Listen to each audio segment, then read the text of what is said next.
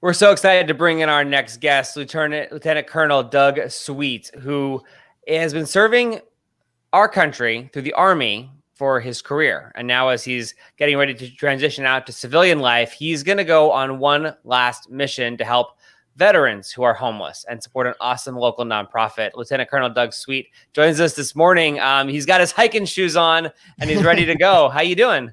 I'm doing great. How are you guys doing this morning? We're awesome. So we heard about your mission. You're transitioning out of the Army, and you're gonna hop on a plane to Georgia tomorrow. Yep. And mile by mile, you're gonna help veterans. What's happening?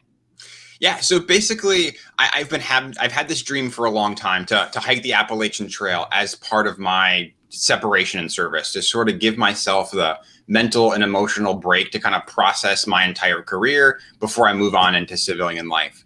And as I got closer and closer to planning this journey and going on it, it started to kind of feel a little bit selfish, if that makes any sense. So as my wife and I kind of brainstormed ways to make this amazing journey more than just about me, we came up with the idea to partner with Miriam's Kitchen.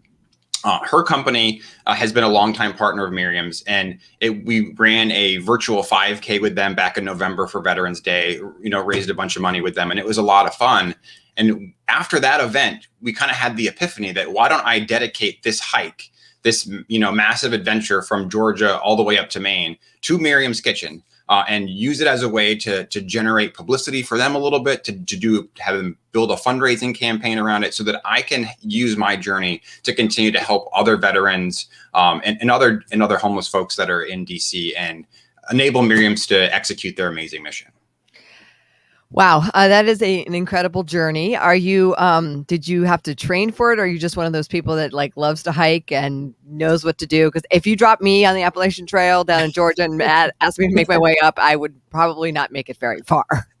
Yeah, I mean, I've been backpacking for a long time. Back in my early career as a soldier, I was actually a scout platoon leader. So when I went into Iraq in 2003, it was my job kind of to make sure nobody else got lost. So no pressure there, right? So I'm pretty decent in the woods, so to speak.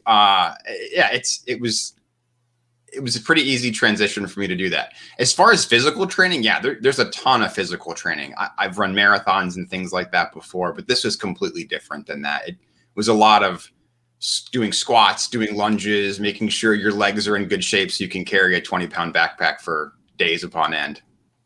So Doug, for civilians who don't know, the last mile, the transition project you talked about, is that something that everyone does when they leave the military, when they leave the Army?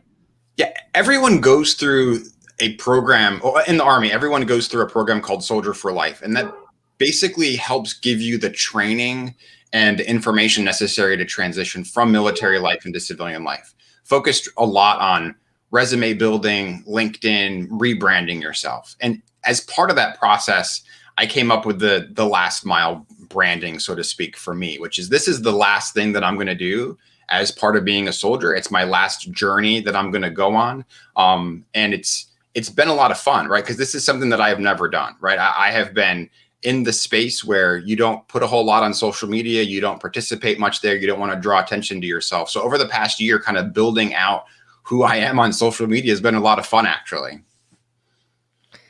This is Miriam's Kitchen does such great work, and I love that they do feed a lot of homeless veterans in our backyard here. This is incredible that you're doing this. So I'm going to go back to some more of the logistics here, because you do have a family. You've got young kids and a wife.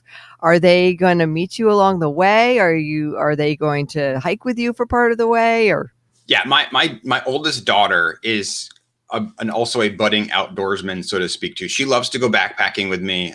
She and a few of my friends are actually going to meet me over spring break, and we're going to go for 3 or 4 days together. My wife will bring my other daughter down there to kind of meet us, and we'll spend a couple nights down in Southern Virginia as I get here in March.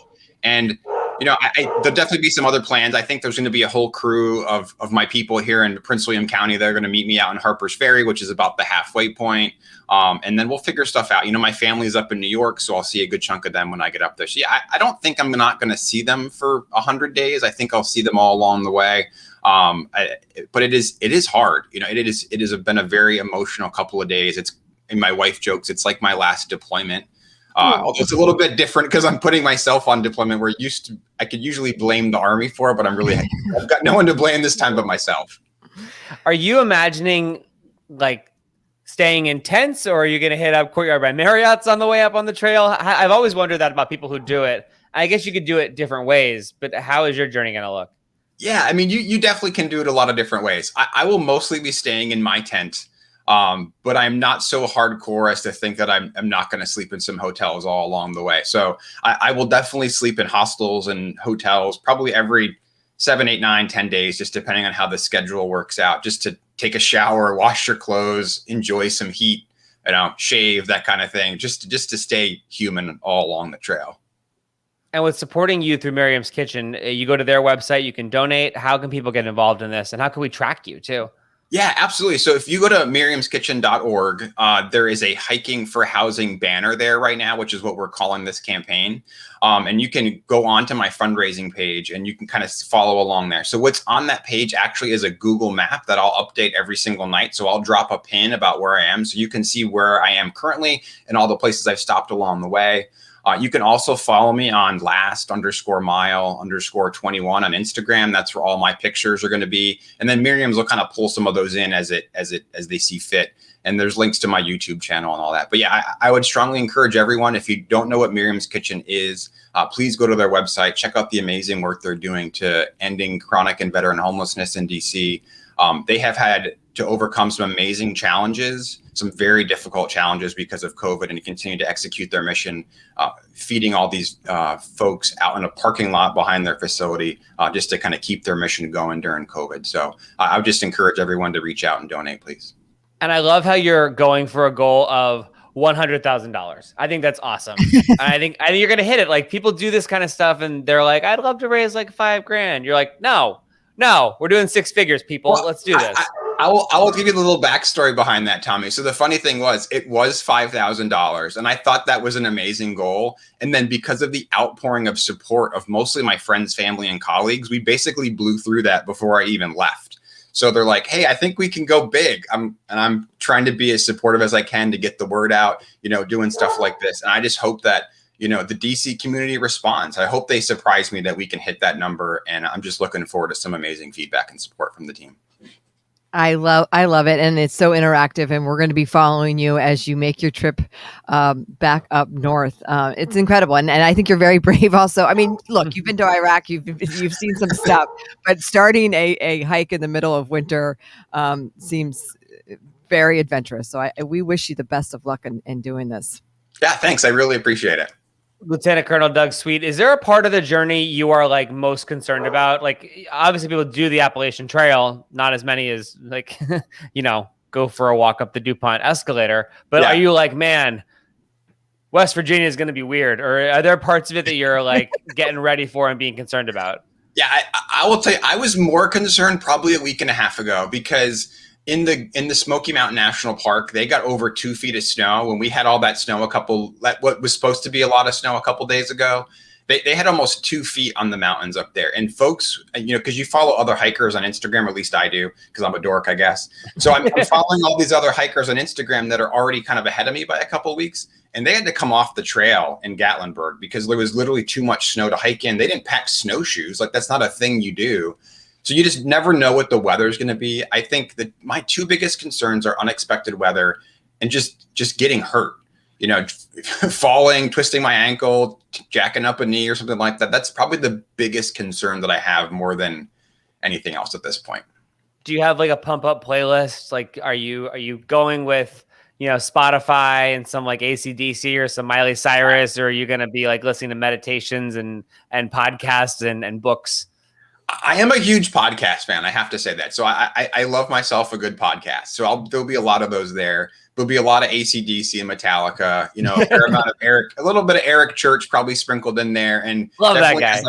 As I hit Knoxville, definitely some bluegrass just to stay on theme, probably.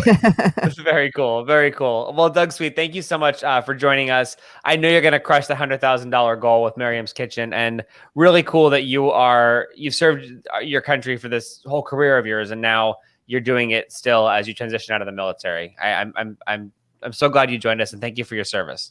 Yeah, absolutely. I'm glad you guys were able to have me on, and I'm just excited to talk a little bit more about Miriam's and this amazing journey, and I'm just looking forward to everybody's support. So thank you very much.